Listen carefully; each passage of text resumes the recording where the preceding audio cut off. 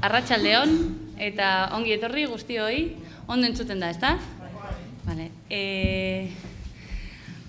Sarreran ikusiko zenuten, jarri ditugula halako pivote berezi batzuk, normalean ez direnak egoten, eta hau da erakusketa bat deitzen dana Imagination, bai?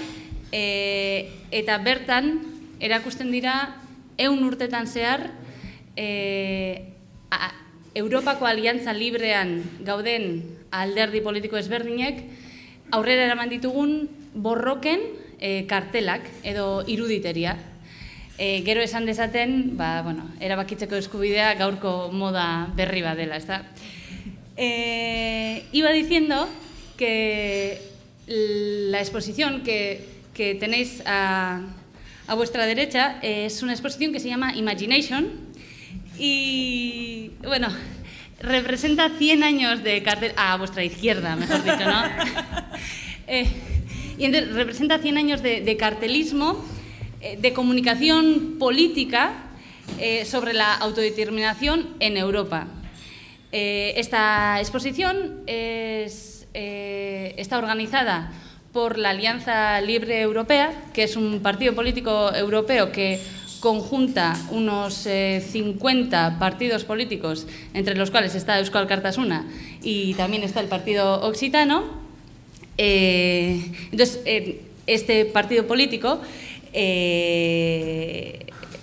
agrupa, digamos, los movimientos de las naciones sin Estado en Europa. Aquí se pueden ver también diferentes luchas que se llevan a cabo por estos partidos políticos o diferentes reivindicaciones que están en bloques de 10 temas. Y son la autodeterminación, por supuesto, Europa, por supuesto, paz, medio ambiente, derechos lingüísticos, igualdad de género, justicia social, democracia participativa, identidad nacional y solidaridad internacionalista. Básicamente son las bases que ha ido defendiendo Eusko Alkartasuna desde que nació y las bases sobre las cuales queremos crear o construir una nueva Europa, ¿no?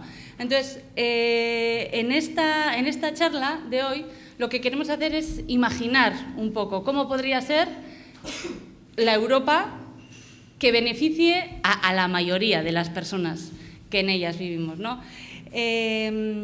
Porque, bueno, la Europa que tenemos ahora ni nos gusta ni nos beneficia y además, creemos que hace peor que mejor, pero seguimos siendo totalmente europeístas.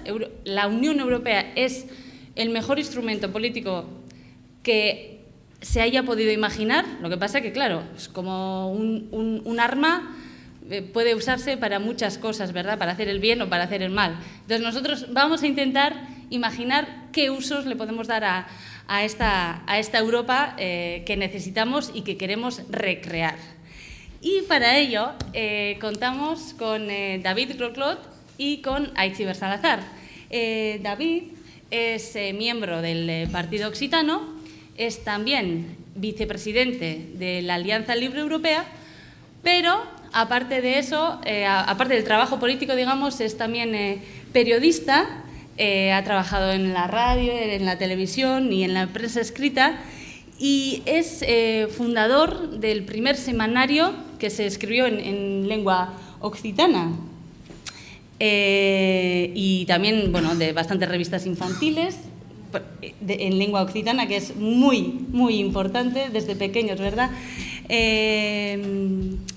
Y Aitziber Salazar es licenciada en Ciencias Políticas y ha sido asesora en el Parlamento Europeo hasta hace nada, hasta marzo.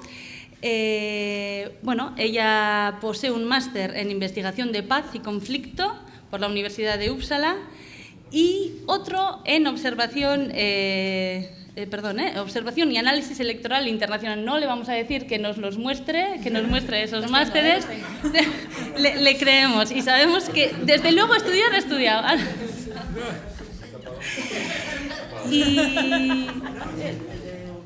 Y dicho esto, Ahora sí, muy complicado. Bueno, dicho esto, quería dar primero la palabra a David y a Itziber para que nos den un primer esbozo de lo que hacen ellos ahora mismo, en lo que están haciendo, en lo que están trabajando, y luego ya nos metemos en el tema de Europa. Primero, perdón, pero no puedo hablar euskera y eso para mí es una vergüenza porque podría conocer algunas palabras y conozco algunas, pero bueno, no estoy en capacidad de hablar euskera.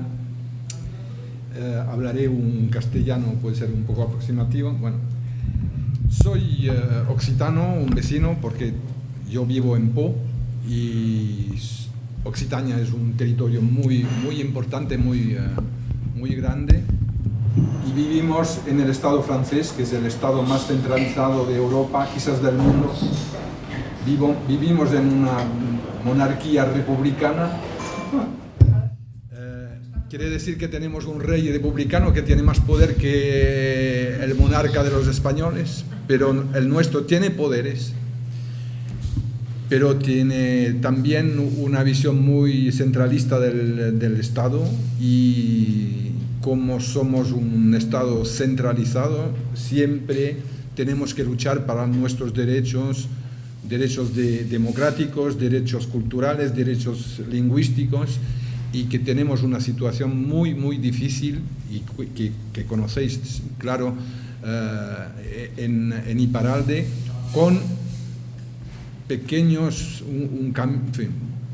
unos cambios, como por ejemplo la creación de la comunidad de aglomeración del País Vasco, que es un progreso pequeñito, pero es un progreso comparado con la situación global de Francia.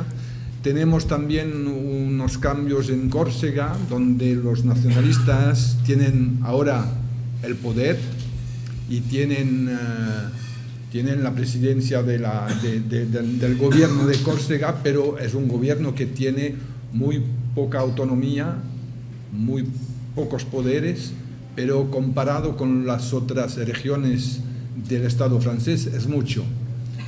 Tenemos también unos retos importantes, como un referéndum que normalmente se tiene que hacerse al mes de octubre-noviembre en Nueva Caledonia, pero del otro lado del planeta, pero que es un territorio francés que tendrá que decir si quiere quedarse en la República o si quiere la independencia.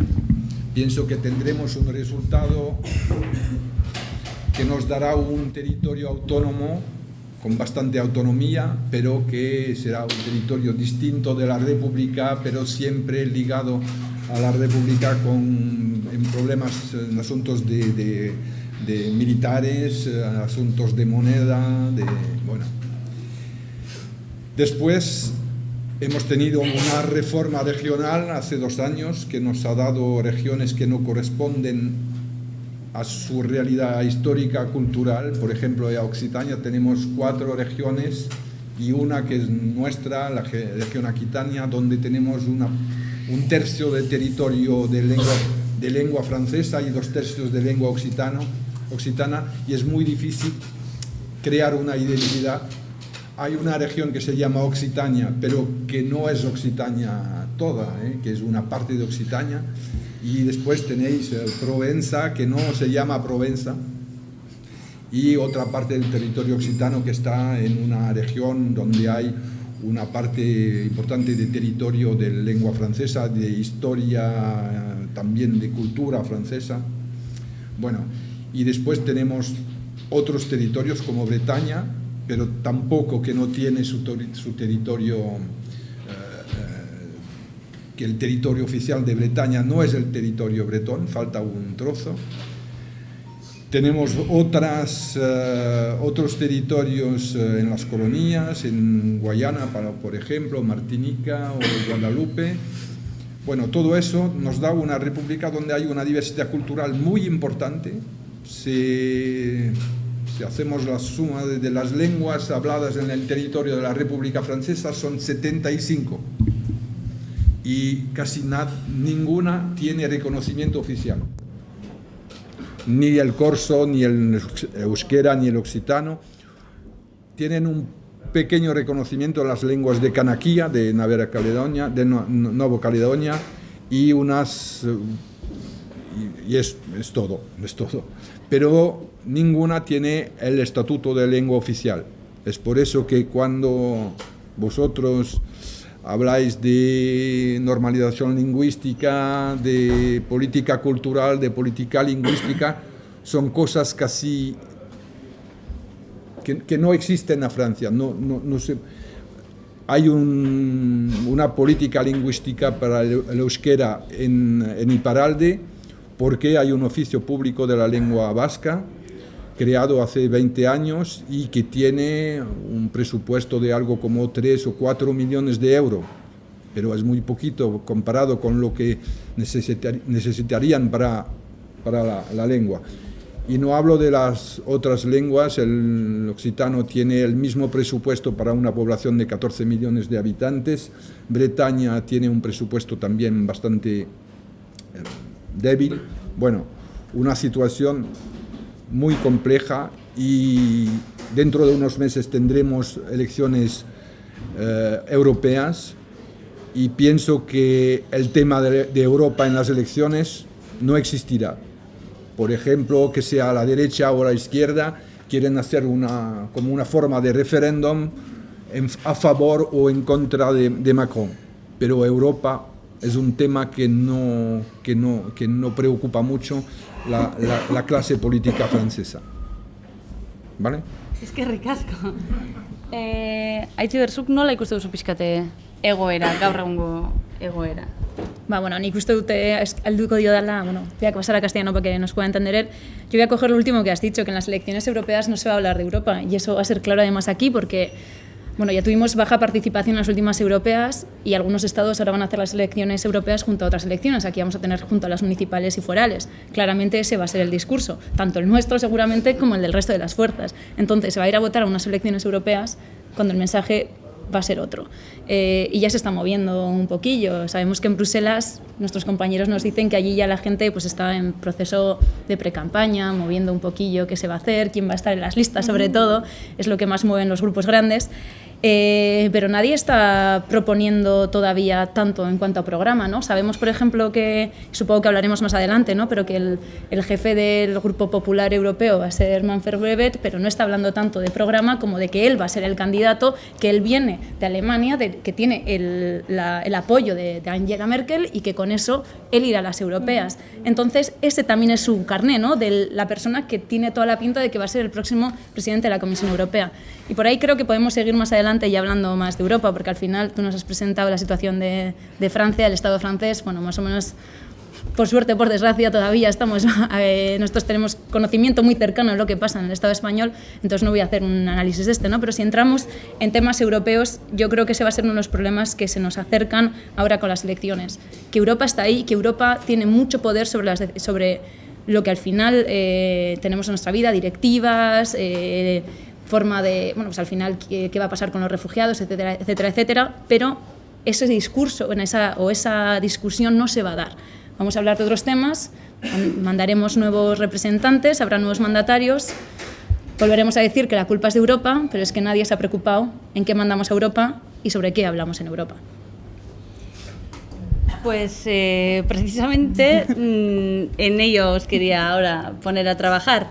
Teniendo en cuenta que las elecciones europeas aquí, junto a las forales y las municipales, son dentro de 9 meses, y parece que la máxima preocupación es hacer listas, pero no qué mensaje queremos, o con qué mensaje queremos ir a Europa, con qué proyecto político queremos ir a Europa, quiénes queremos ir a Europa, ¿no? Si vamos cada uno por su parte, o si pretendemos hacer una unión de fuerzas para que nuestra voz se oiga más clara, ¿no?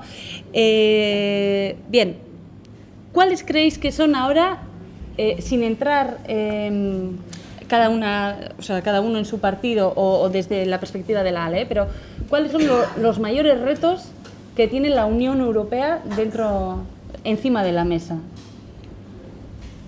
Primero, salir de la crisis que que conoce Europa, una crisis que vivimos cada día, y tú has dicho esa cosa muy paradójica, que Europa no hace lo que queremos, pero somos europeístas.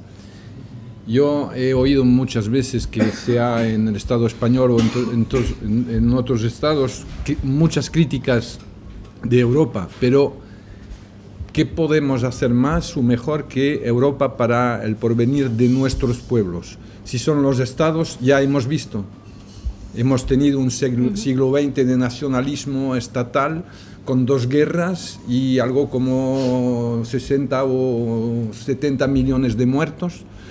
Y tenemos ahora un nacionalismo estatal, Hungría, Italia. ¿Y qué queremos? Una Europa de estados con 27 o 28 o 30, no sé cuántos cabos de estado que lo deciden todo. Y después, cuando todo va bien, es gracias al Estado, y cuando todo va mal, es por culpa de Europa. Ya lo hemos entendido bien, eso es una forma de pensar. Nosotros pensamos que la única puerta de salida es Europa. Tenemos el problema de los refugiados, de la inmigración, de un continente que tenemos al lado. Y si pensamos que podemos impedir a millones de gentes de tener la voluntad de venir a vivir con nosotros, pienso que no encontraremos una solución fuera de una solución violenta. Si queremos la guerra, ningún problema. Después, el desarrollo sostenible, que tenemos aquí un verdadero reto para los 20, 30, 40, 100 años que vienen. Tenemos el cambio climático y tendremos que compartir las riquezas, tendremos que cambiar totalmente nuestro modo de producción, de consumo también, y explicar a nuestros niños que la vida que hemos tenido nosotros de consumir durante 40 años 2 planetas cada año, eso no podemos continuar. Y tenemos que compartir la riqueza nuestra con los 8, 9 mil millones de seres humanos. Después, también problemas dentro de Europa, de diferencias a nivel social, económico, y tenemos que compartir nuestra riqueza al dentro de Europa, y todos los problemas de esos territorios que poco a poco abandonamos. Tenemos territorios en Occitania donde no hay nadie, poca gente, y tenemos un fenómeno de urbanización, un fenómeno de ¿cómo se dice?, de talasotropía. Toda la gente quiere vivir al mar. Al lado del mar, sí. Bueno, son problemas de transportes, por ejemplo. Ahora dicen movilidades, pero ¿qué quiere decir transportar gente o mercancías de un lado a otro de Europa? El problema es, me parece, mañana es transportar menos, mejor. Necesitamos aves en todas partes de Europa, no lo sé, no lo pienso personalmente. Y después, bueno, las mujeres, los hombres, ¿qué poder tienen los unos y otras? Tenemos una sociedad bastante inegalitaria, tenemos que hacer esfuerzos. Todo eso tenemos que... Son problemas muy importantes para Europa, y también la extrema derecha, el fascismo. Yo digo fascismo porque cuando, oyendo hablar el señor Salvini, o oyendo Orbán, para mí es fascismo, nazismo, y los señores del FPÖ de Austria es lo mismo. Y ahora vemos que hay gente que se reivindican del nazismo, que no tienen miedo en coger la foto de Hitler o de otros, que sea Stalin es lo mismo. Pero bueno. Yo estoy de acuerdo en prácticamente todos los puntos que ha dicho David, pero yo iría un poquillo más a cómo analizar estas elecciones. Si hace 5 años estábamos se hablaba prácticamente de temas económicos, de la austeridad, de la influencia de la troika, etcétera, porque estábamos ante los primeros rescates a Grecia, estábamos en plena crisis. Creo que nos hemos movido después de 5 años, porque han pasado 4 años y medio de las últimas elecciones, a una situación más, entre comillas, no sería social, pero más social, en la que hay muchos temas interconectados. Y estaríamos hablando, por un lado, de lo que acabas de hablar, del auge de la extrema derecha, de la situación de las fronteras, tanto interiores como exteriores, ¿no? El otro día habló Juncker en el pleno del Parlamento Europeo diciendo que quiere crear una policía de fronteras, una policía supraestatal, cuando nosotros y la ALDE y otros grupos siempre han sido contrarios a la política europea de militar, de defensa, política exterior, y ya nos están metiendo por ahí atrás la opción de una policía exterior para controlar las fronteras. Ya tenemos Frontex y ha demostrado que no sirve para nada. ¿Para qué más? El tema de los refugiados per se, porque nos estaban hablando de las fronteras y con ello también de los refugiados, pero también de un auge en el presupuesto de política exterior y de armamento. Que lo mismo hemos visto esta semana. Hace 2 semanas nos decía el gobierno de Sánchez que no iban a llevar bombas a Arabia Saudí. Ahora ya pues va a ser que sí, porque hay dinerito, que no podemos dejar este contrato, etcétera, etcétera. Volvemos a crear un presupuesto más fuerte. Que son armas buenas. Armas buenas. Esto no son los que matan a los niños de Yemen, no, para nada. Entonces, vamos a meter más presupuesto a la política exterior y a la política de fronteras, que al final esta es la que está llevando las bombas a estos países. Al final está habiendo guerras, la gente huye, refugiados, pim, pim. Al final, como veis, está todo unido, ¿no? Además, llevamos tiempo hablando, y esto igual también desde aquí que nos viene, hablamos de la ampliación de las fronteras interiores y exteriores, porque tenemos un Brexit que se va a materializar en teoría a finales de marzo de este año que empieza. Pero ya desde Bruselas se empieza a hablar de que Escocia cada vez es más amigo, y si se va Reino Unido como tal, pues a ver qué pasa con Escocia. En nuestros mejores sueños siempre hemos hablado de esta ampliación interna, ¿no? Pero parece que incluso la gente está hablando. Bueno, pues esto nos puede interesar. Aparte, durante años no se ha hablado de seguir creciendo hacia los Balcanes. Tenemos ya un problema, y que además desde aquí se puede ver más claramente, ¿no? Y desde el Estado español, porque es el único Estado que se niega a reunirse con Kosovo y con Serbia. Se está hablando de la ampliación hacia los Balcanes porque Serbia está dando pasos, Kosovo, por nosotros siempre estamos como más amigos de ellos y eso que hay que tener cuidado, pero hacia los Balcanes siempre hemos querido ampliar. Se estuvo paralizado y parece que empieza a abrirse también la puerta. Entonces encontramos una Europa que parece que se puede expandir tanto para adentro como para afuera. Y bueno, en general también otro tema que tenemos que tener en cuenta es la falta de legitimidad. Y ahí me uno a uno de los temas que tú has dicho. Si esta es la Europa de los Estados miembros o la Europa de las personas.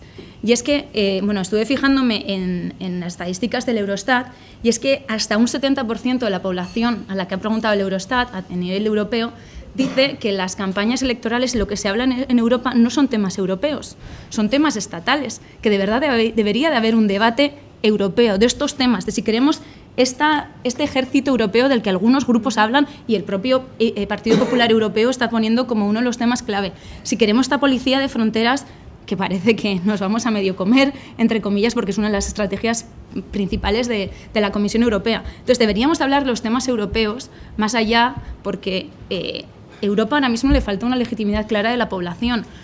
También se habla de que el 44% de la población cree que la Unión Europea no va en el buen camino. Está a favor de una Unión Europea, como ya hemos dicho nosotros, que tenemos claro que esta Unión Europea no es la que queremos, pero que es un marco en el que debemos estar. Pero hay que mejorarla. ¿Y cómo? Esa es la clave. Creo que esa es la clave que tenemos que pensar de cara a estas elecciones, porque además ya hace 4 años la población nos lo dijo con una participación penosa, irrisoria. Tengo aquí el dato. En 2014 fue el 42,61% de los europeos los que votó. Y diréis, aquí fue muy baja, pero es que la del Estado español fue mayor que esa media, porque hubo países como Eslovaquia, en el que solo el 13% votó. Y parte de la gente que votó fue en países en el que el voto es obligado, como Bélgica o Luxemburgo. Entonces, ante esta falta de legitimidad, deberíamos de pensar en qué podemos hacer con esta Europa. Dentro de estas claves que os he dicho, que para mí vienen del tema fronteras, política exterior, en el que hasta hoy no tiene competencias la Unión Europea, pero creo que de ahí viene parte de lo que va a venir para los próximos años. Ante ese panorama, ¿no? Y con todos los fallos que puede tener la Unión Europea hoy en día, pues por ejemplo que la Europa de los pueblos, que fue el principio fundacional, digamos, de la Unión Europea, no es solamente que no se haya hecho realidad, sino que además ponen impedimentos para que así sea, ¿no? O ante una Unión Europea que es incapaz de tener un presupuesto común para garantizar ciertos derechos a toda la ciudadanía europea, o ante una Unión Europea incapaz de conseguir consensos políticos en temas como la inmigración, como, en fin, esos temas que nos atañen a todos, ¿qué podemos hacer? O sea, no es que haya que hacer algo, sino, o sea, vemos cuál es el cuadro. Bien, ahora, ¿cuál es la solución a esos problemas? Pues no sé, un poco desde la perspectiva de la ALE igual, o desde, no sé, desde vuestro imaginario. Tenemos 70 años de Europa. Yo pienso que el camino hecho en 70 años es un camino bastante positivo, ¿eh? Hay que ver de dónde estábamos en los años 50, aquí en el Estado español ya lo sé. Yo he vivido hasta los 20 años casi conociendo una España franquista. Bueno, me parece que Europa, con sus imperfecciones, es un progreso. En la mente de los jóvenes, por ejemplo, tiene una significación. El problema es erradicar el nacionalismo de los estados, muy agresivo, a veces como lo que conocemos en Italia, muy agresivo como lo que conocemos en Hungría o en Polonia también, ¿no? Y nosotros, porque podemos criticar a Italia, pero nosotros hemos votado para una candidata a la presidencia de la República, el 35%, que tiene ideas que son las de Salvini, ¿eh? Bueno, el país de los derechos humanos no tiene un problema también muy importante.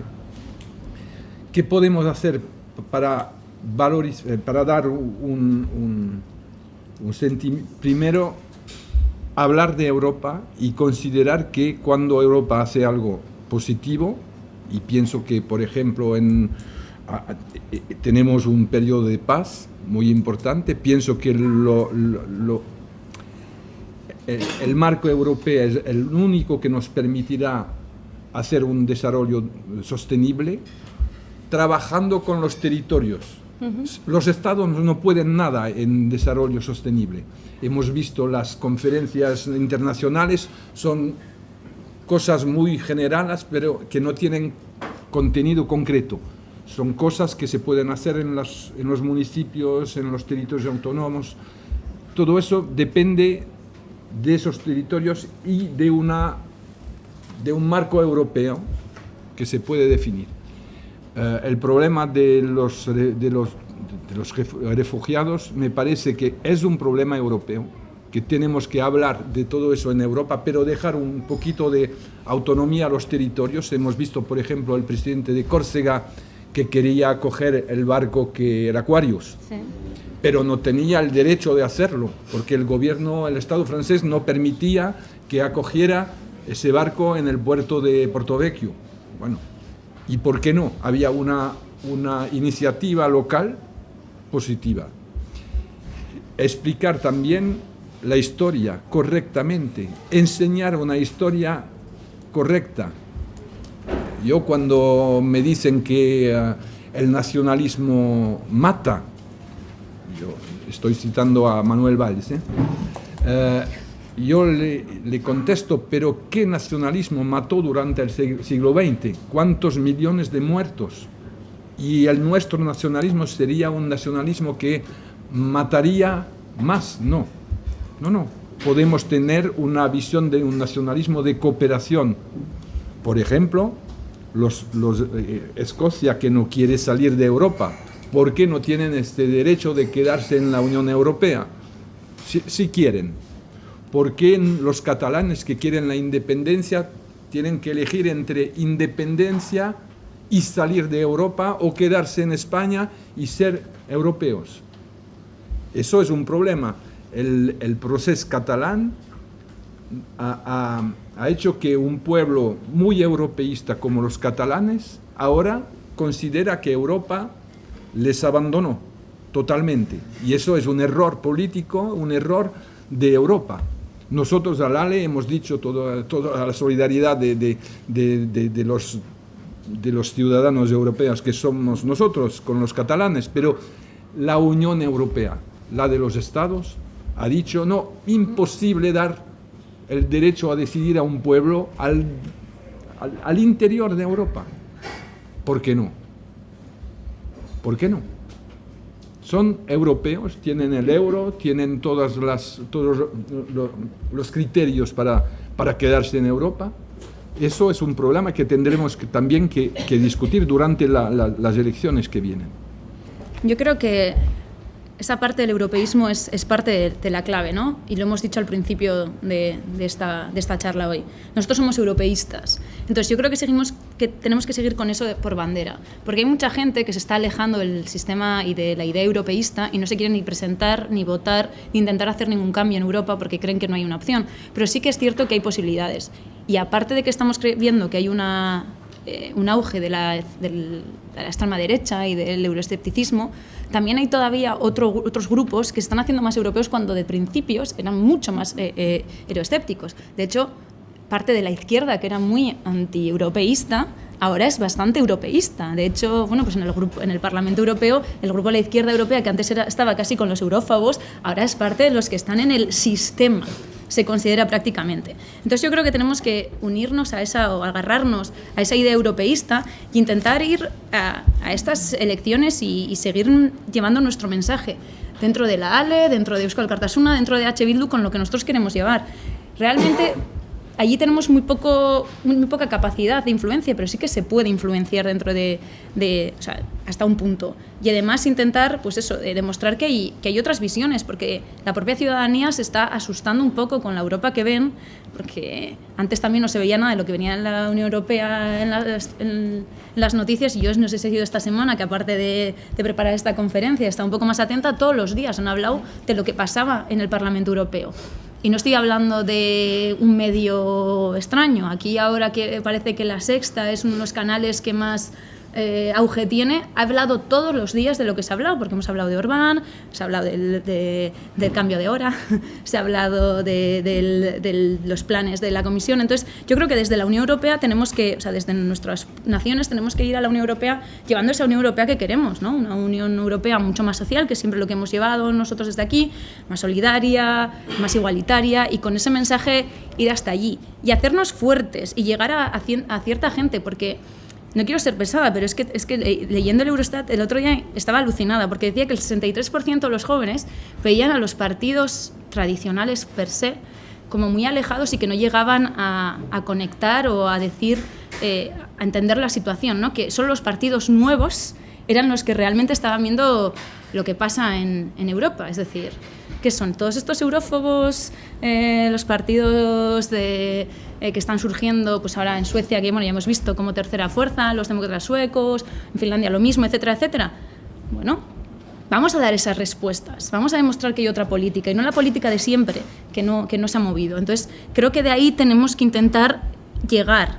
Y bueno, creo que además pues nosotros tenemos esa suerte porque bueno, Eusko Alkartasuna ya tiene 32 años, es joven, bueno, somos joven, pero aparte también nosotros ahora mismo estamos en EH Bildu, que es una coalición joven, mucho más joven, entonces, pues bueno, es un partido joven, yo creo que entonces nosotros todavía seguimos siendo atractivos para el voto joven, pero lo mismo pasa en Córcega. Entonces demostremos que todas estas alianzas, estos nuevos agrupaciones de las naciones sin Estado que están demostrando que son capaces de ir más allá, de moverse un poquito de ese status quo atascado en el que estaban, de abrirse para modificarse, de que no solo podemos cambiar o traer nuevas ideas a nuestros territorios, a nuestras naciones, también lo podemos llevar allá, más allá de las fronteras, a Europa. Y bueno, desde luego la ALE puede ser uno de nuestros instrumentos, que siempre lo ha sido para Eusko Alkartasuna, pero puede ser una de las maneras de llevar pues, estas ideas hacia el frente. Y ahora la pregunta siguiente es, ¿cómo llevarlas?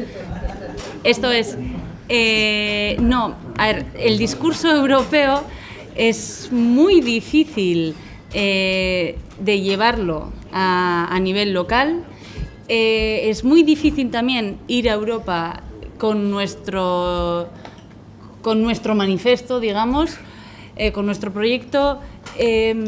Los medios de comunicación, tú has dicho que esta semana, parece que están, ¿no?, todos los días que la Unión Europea, o sea, el Parlamento, o sea, la Comisión, el Consejo, están todos los días en los medios, pero no es algo normal.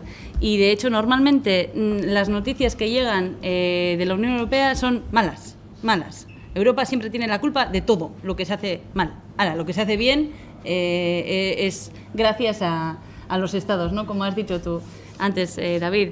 Entonces, ¿cómo se puede hacer ese puente entre lo que nosotros queremos llevar a Europa y lo que Europa puede traernos a nosotros? ¿Cómo se puede llegar a la gente? ¿Cómo podemos llegar a la gente con el mensaje europeo? Yo lo primero que quiero decir aquí es que siempre se culpa a Europa, pero porque no sabemos diferenciar también la estructura europea.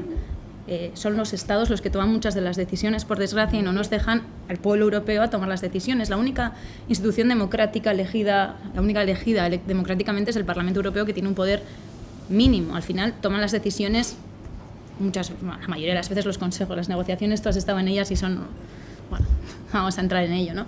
Pero esta misma discusión la tuvimos hace un par de años en las elecciones del Estado en Villasuso, algunos estuvisteis. Estábamos hablando también de refugiados, no ha cambiado mucho el discurso 2 años después, y me acuerdo que estaba Carmelo Barrio del PP diciendo que la culpa era de Europa y que era culpa de Europa que los refugiados no tuvieran dónde ir. Y yo decía, bueno, pero es que su jefe, el señor Rajoy, es el que está tomando estas decisiones. Europa no es un ente allí, son 4 gatos que se juntan. No, son los jefes de gobierno los que están tomando esas decisiones. Entonces, falta una educación o una explicación importante de lo que está pasando. De ahí, bueno, pues tendremos que conseguir que realmente sea una Europa más democrática, más cerca de los ciudadanos, que no sea tan complicado llevar una proposición ciudadana al Parlamento, porque necesitas más de 1 millón de firmas de diferentes estados, etcétera, etcétera. Es bastante complicado. Tenemos que democratizar la institución. No es fácil, pero creo que esa es la clave principal, porque siempre diremos todo es culpa de Europa, porque es echar las culpas, como cuando decían, no, es culpa el perro se ha comido los deberes. Claro, el perro se ha comido los deberes. No. La culpa no viene de ahí. Entonces, es muy sencillo echar las puertas para afuera, pero tenemos que pensar de otra manera. Que no es fácil, es obvio. ¿Y qué podemos hacer? Pues esa es la clave, ¿no? ¿Cómo podríamos intentar dar la vuelta a todo esto? Desde luego, no tenemos una posición sencilla cuando los estados son los que siguen mandando y cada vez llegan a los estados gobiernos menos democráticos por un lado o menos estables, porque la segunda fuerza de ese estado puede ser la extrema derecha, que nos pasa en todos los países nórdicos, en la que van, si me muevo un poquito me echan, y es muy complicado cómo cambiar eso.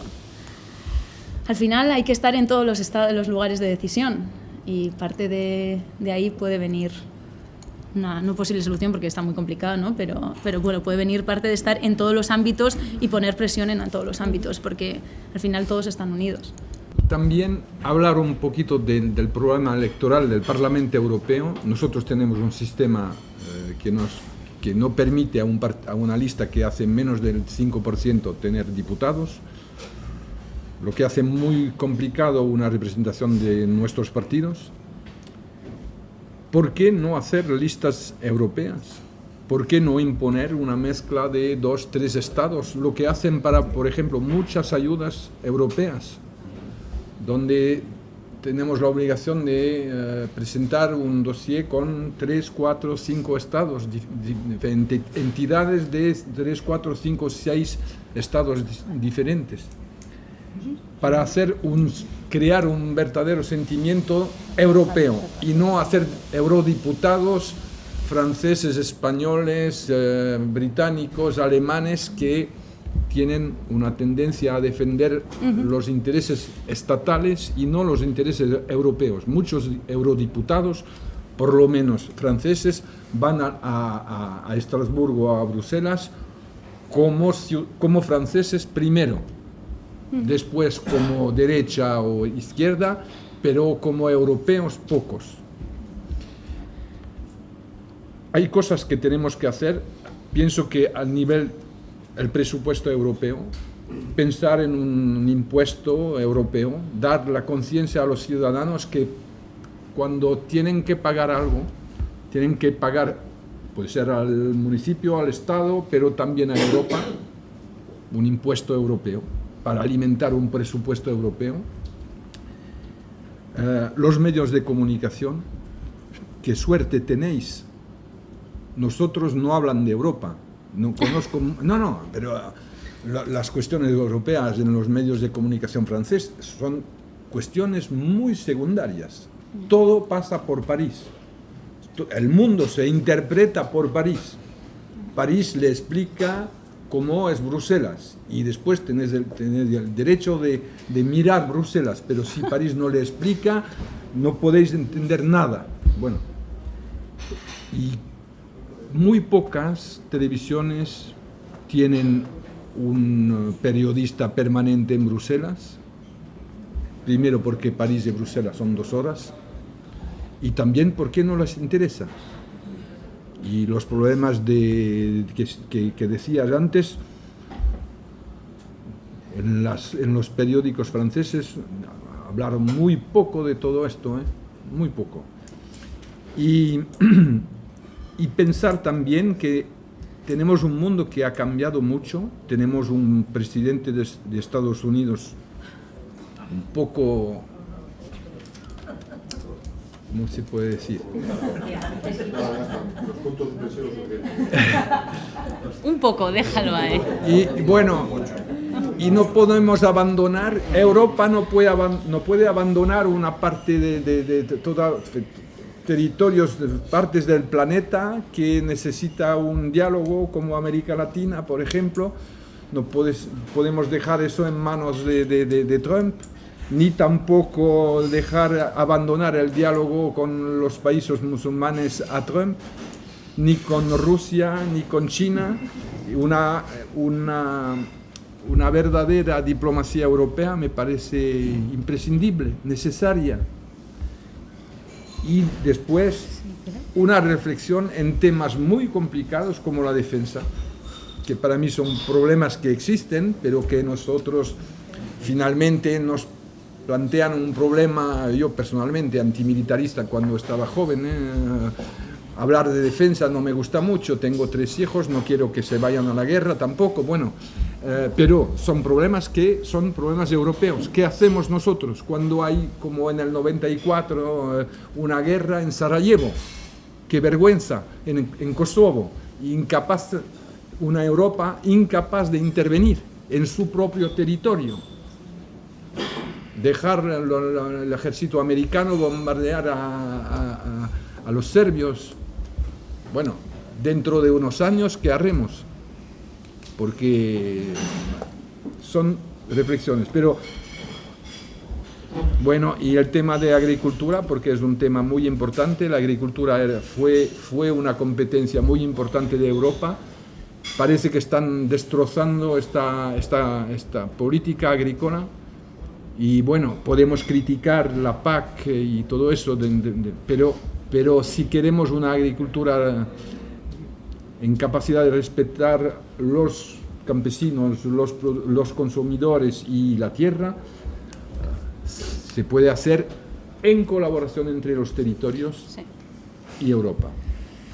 Sí quería enganchar este tema que acabas de sacar con el principio de subsidiariedad, que es una palabra muy fea, muy difícil de decir, pero yo creo que es muy importante y de hecho es esencial para nosotros, ¿no? Para las naciones sin Estado que hay en Europa. ¿Y qué es la subsidiariedad? Bien, es el principio en el que básicamente cada territorio o cada gobierno local se gestiona todo lo que puede y lo demás, así, esto es puesto bonito, pero lo demás lo gestionaría la Unión Europea. Entonces, se trataría de quitar poder o soberanía, digamos, a los estados para repartirlo a los entes locales y a Europa. es un sueño, pero no sé si puede hacerse realidad. Esto es, hoy en día los estados son los que tienen toda esa soberanía, ese poder de decisión y no la quieren soltar. Y de hecho, por eso hay problemas en crear un cuerpo diplomático europeo potente, con voz única. En fin, entonces, dicho esto, y también lo voy a atar con el derecho de autodeterminación puede estar encima de la mesa durante los próximos años en Europa, teniendo en cuenta que la Unión Europea es bastante pragmática, quiero decir, no se suele cerrar a diferentes aspectos, siempre espera a que se den las situaciones y después, ¿no?, aparece. Escocia, Cataluña, están ahí tocando puertas y Europa no ha dicho en ningún momento no, un no tajante. Pero no ha dicho sí. Claro. Bueno, pero que no diga no ya es un paso. O bueno, en fin, ¿cómo veis todo esto? Bueno, en cuanto al derecho de subsidiariedad, yo creo que es bastante complicado, porque en cuanto negocias, incluso quién firma un papel, los Estados miembros dicen que por ahí no van a pasar. Entonces, el principio de subsidiariedad te lo dejan para que gestiones lo mínimo de lo mínimo y no van a aceptar nada. Incluso el Parlamento y la Comisión están dejando que cada vez más cosas, o están intentando que cada vez más decisiones se tomen cerca al ciudadano, porque es donde se tienen que tomar las decisiones, más en un continente con cada vez más habitantes, cuando se quiera abrir las fronteras externas de la Unión Europea, pero no, los Estados siguen cerrados en que no quieren ceder competencias. Nos pasa aquí con el nuevo estatus, si queremos conseguir más competencias para Euskal Herria, para la comunidad autónoma en este caso, no nos quieren dar más, pues tampoco quieren dárselas desde Europa a nadie más. En cuanto al derecho de autodeterminación, no han dicho que no, pero que sí tampoco. Sí que es cierto que tras el 1 de octubre se encendieron muchas alarmas en Bruselas. Yo todavía estaba allí, se encendieron muchas alarmas, incluso en los grupos, sobre todo en el Parlamento, incluso en el Grupo Popular, se puede decir que se extendieron las alarmas. Incluso los alemanes estaban bastante preocupados, que puedes decir son los que mandan, no siempre se dice que son los que mandan. Ellos estaban bastante preocupados con lo que estaba pasando, porque para eso ellos son mucho más cautelosos. En cuanto vieron violencia, no les gustó nada. Algunos Estados miembros dieron más pasos adelante que otros, estaban más dispuestos a hacer pasos, pero en general nadie va a dar nada adelante, porque España sigue ahí en este caso. Con Escocia puede ser diferente, porque la situación post-Brexit, que no se está consiguiendo un acuerdo con Reino Unido, parece que va a ser un Brexit duro, los problemas que puede haber con la frontera en Irlanda, la situación la que queda Escocia. Escocia puede ser ahora mismo una anomalía, porque ya no es, o sea, dentro de X meses, dentro de 7 meses no va a ser miembro de la Unión Europea. Entonces estamos hablando de otro territorio ajeno al club, porque al final la Unión Europea es un club de estados, ¿no? Con Cataluña y por desgracia con nosotros y con los compañeros dentro del Estado francés y otros estados, creo que va a ser más complicado, porque los estados tienen muchísima fuerza. Y eso, no han dicho que no, porque saben que el Estado español, en este caso, sobre todo con Cataluña y con el gobierno de Rajoy principalmente, porque ahora Sánchez todavía tampoco se ha metido tanto en qué va a hacer, qué no va a hacer, está ya la chita callando, pero tampoco está haciendo pasos.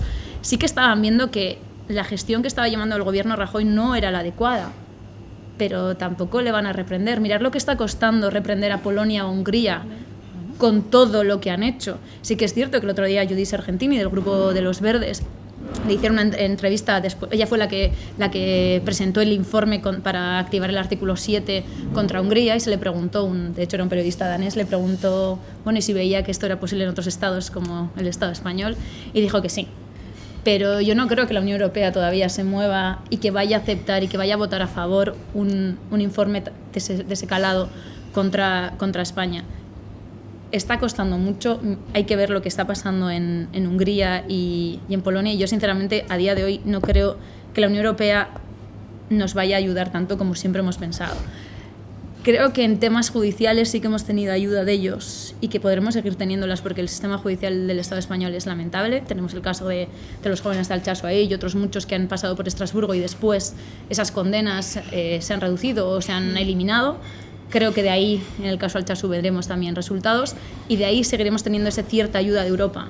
Pero no creo que esta Europa sea esa que nos prometíamos tan felices de que nos iba a reconocer.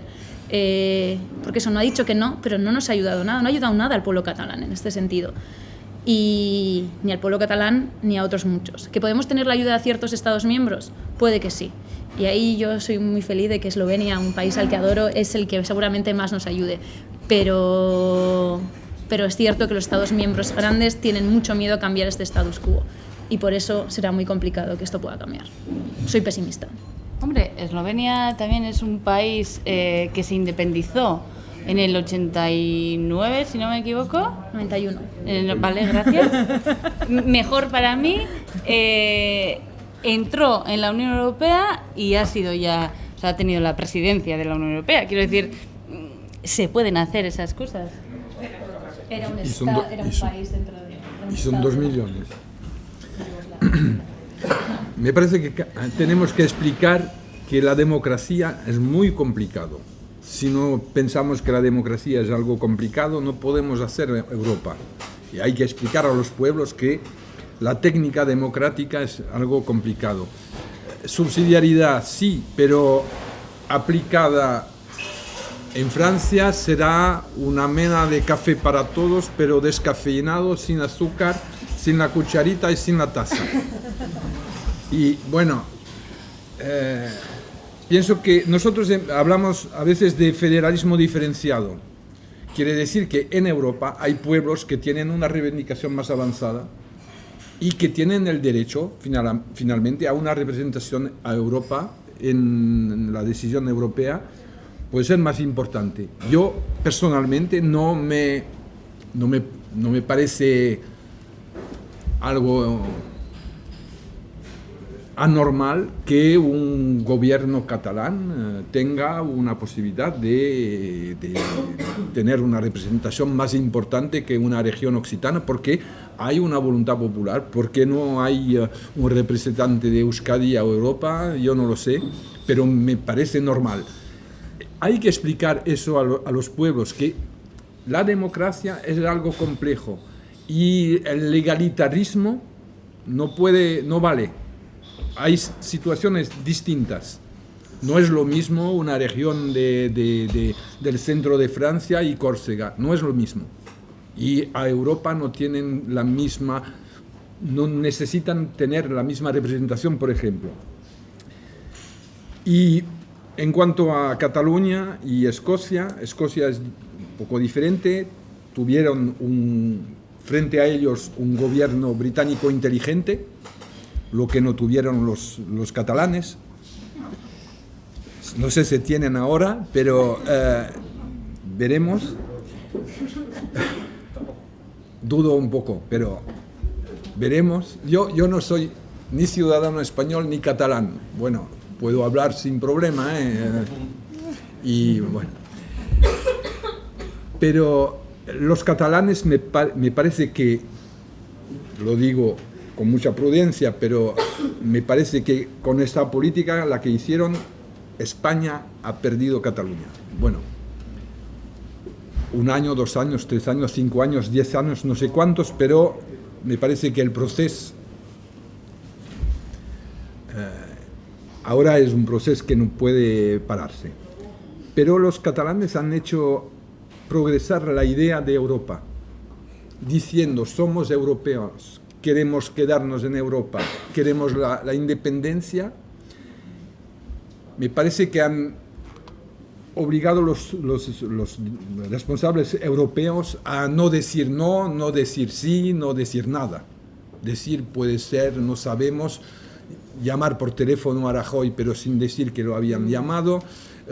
Bueno, pero hay una concepción de Europa que ha cambiado en el pueblo catalán, pero también en una parte de la opinión europea.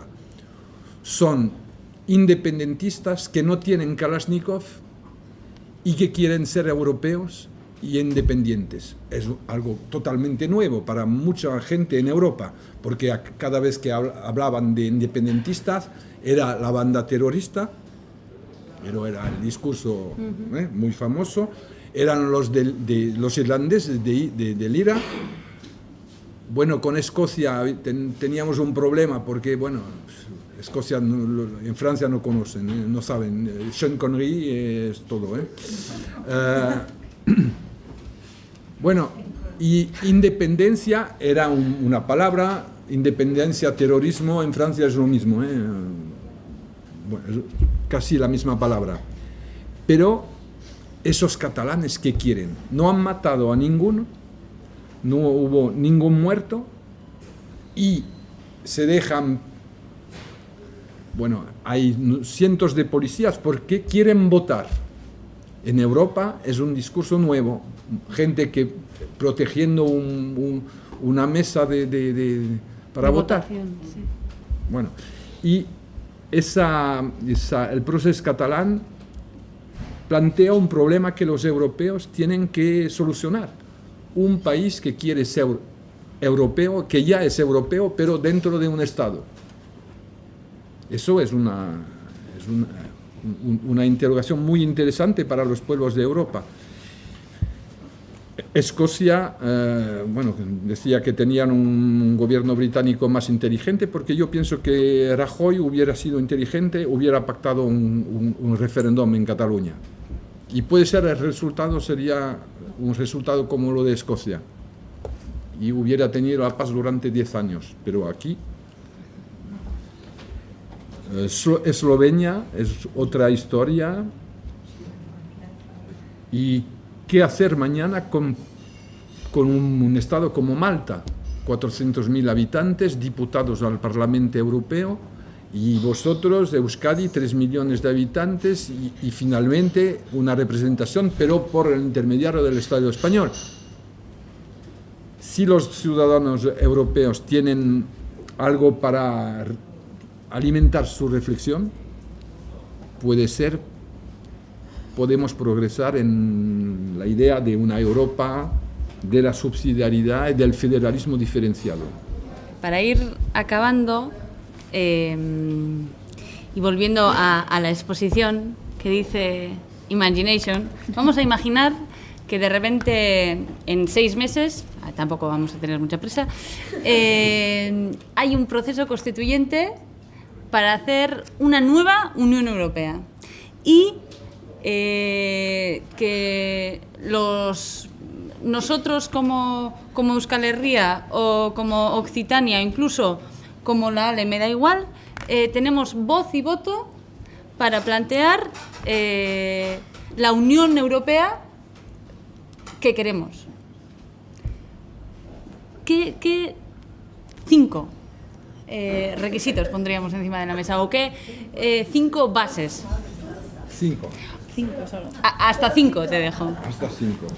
Yo creo que, visto que para mí el mayor problema que tenemos en la Unión Europea es la falta de democracia participativa o democracia representativa, sería cambiar totalmente el modelo institucional de la misma. Creo que nos sobra la mitad de todo este enjambre que tenemos allí, en Bruselas y en Estrasburgo y Luxemburgo. También porque además la gente que al final termina trabajando allí, yo estaba allí, pero la gente que se queda como funcionario vive muy lejos de lo que realmente pasa en la mayoría de los casos aquí en el resto de lugares, ¿no? Entonces creo que tendremos que preparar una Europa mucho más democrática, dejar que el ciudadano tenga opción de ejercer más control, entonces acercarnos más a la subsidiariedad que ya hemos hablado. ¿Cómo lo crearía? Pues bueno, al final es algo complicado, ¿no? Estamos hablando de un lugar en el que al final votan 500 millones de personas, más o menos, es decir, una población de, estamos hablando de 700, 800 millones, más o menos.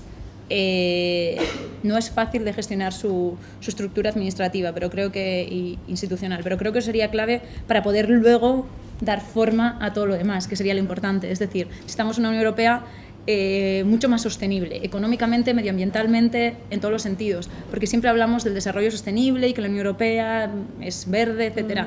Bueno, lo entrecomillamos mucho, Como sabéis, yo he estado trabajando en el Comité de Medio Ambiente y de lo que se dice a lo que se hace hay un trecho. Se habla de muchas sanciones, se va a sancionar aquí, aquí y aquí, y al final no hay sanciones por ningún lado.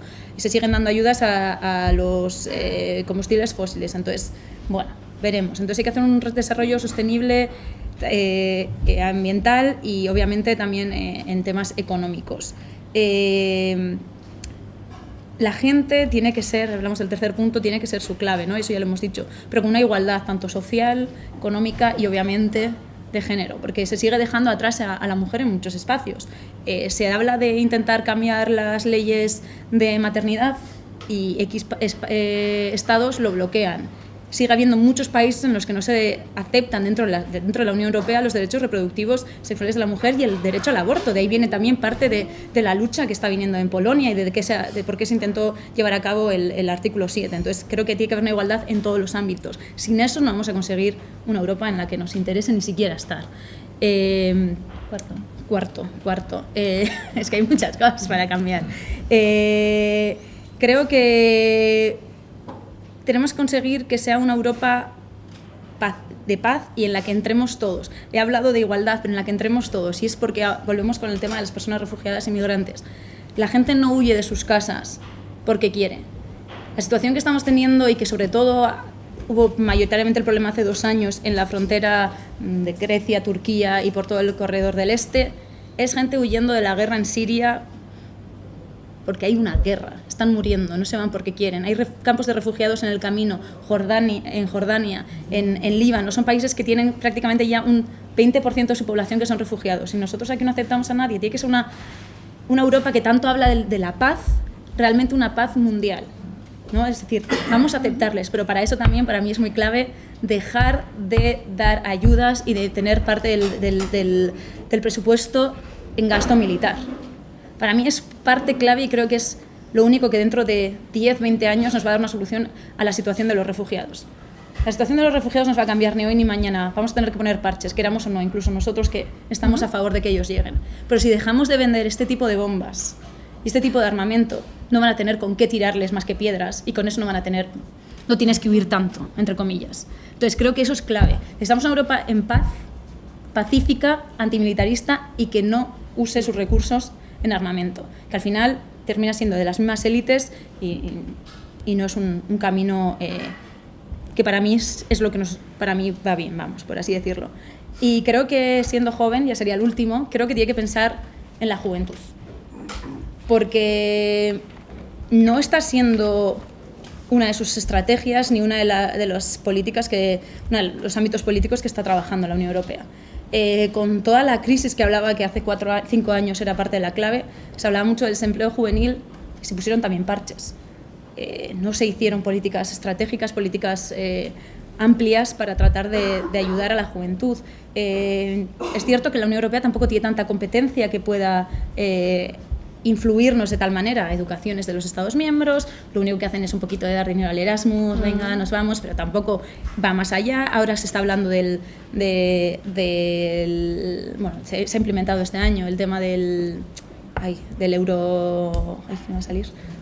El de Interrail, perdón, le miro a Adrián que es el fan del Eurorail, pero no se está teniendo en cuenta cuál es el futuro de Interrail, no se está teniendo en cuenta cuál es el futuro de Europa, ¿no? Que es la gente joven, y se está dejando de lado. Al final es cierto que, por desgracia, en las instituciones la gente joven está trabajando ahí, pues como hemos estado tú y yo, de asistente, pero no tomando decisiones, y muchos de los que toman las decisiones pues hace mucho tiempo que pasaron su juventud.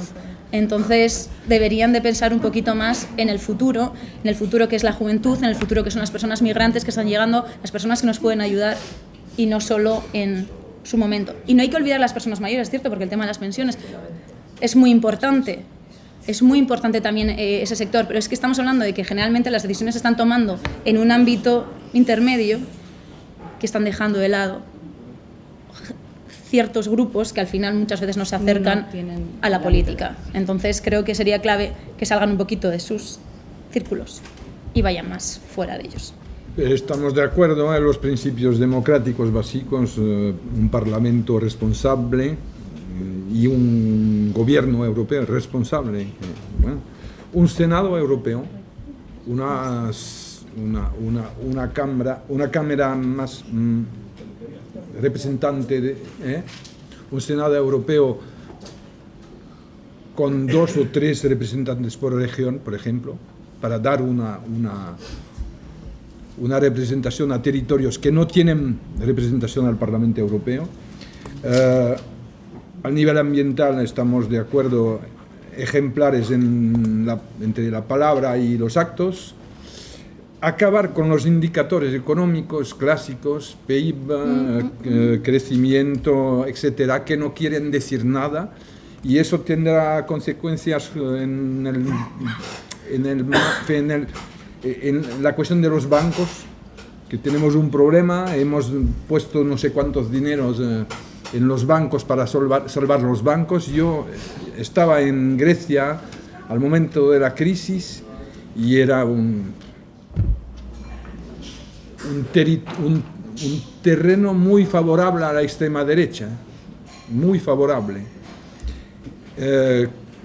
Controlar políticamente el Banco Europeo, me parece que políticamente, bueno, para nosotros es lo mínimo. Y otro tema que viene así, bastante complicado, pero interesante. Yo soy un defensor de la diversidad lingüística y no puedo aceptar, sobre todo después del Brexit, que Europa hable únicamente en inglés. Primero, porque es una pérdida de riqueza cultural. Dos, porque es una ¿cómo se dice? Inigualdad. Inigualdad muy importante. Desigualdad, perdón. No, pero yo la he contaminado. Desigualdad entre los ciudadanos europeos, porque ahora constatamos, y también en la administración francesa, que la selección antes se hacía con matemáticas, ahora se hace con inglés, pero yo me gustaría que a los jóvenes europeos les dijeran: tenéis que hablar 2, 3, 4 idiomas, pero ¿por qué el inglés obligatorio? No, si hablan euskera, italiano, ruso y eslovaco, muy bien. Bueno, eso es un tema que tendremos que abordar a Europa, porque dentro de unos meses no tendremos diputados británicos. ¿Quién tendrá el inglés como lengua oficial? Malta. Irlanda. No, Irlanda tiene el irlandés, como idioma oficial. Pero también el inglés. No. ¿Tienen los Lo dos? usan el inglés, pero Sí. oficial. Y después, ¿qué? A mí no me plantea ningún problema que se hable italiano, eslovaco, esloveno en el Parlamento Europeo. Cuesta dinero, pero si nosotros queremos conservar nuestros idiomas, si mañana queremos que el euskera, el occitano, el corso o el bretón tenga sea respetado en Europa, tenemos que hablar de este tema, sí, y decir que mañana puede ser con las tecnologías no necesitaremos tantos traductores y tendremos técnicas para hablar cada uno su idioma y conservar, no por el placer de conservar un idioma, porque sabemos que dentro de una cultura, de un idioma, tenemos las soluciones a unos problemas ecológicos, económicos, sí, de mañana. Y el occitano es la lengua más bonita del mundo, pero hay otras tan bonitas. Vale, pues es que ricasco. No sé si alguien tiene alguna pregunta, algo que quiera decir. Una frase en occitano, por favor. Li he explicat que sé parli occitan normalment. Un castellano parlant me deu comprendre. Un catalano parlant me comprèn, aisidament. Català, occità és quasi la mateixa llengua. Bueno, pues con estas preciosas palabras damos por acabada la charla. Es que ricasco guztioi, eta nos vemos mañana a las 12 en el Machete. Para seguir con nuestro Alkartasun Asteburua. Es que ricasco guztioi.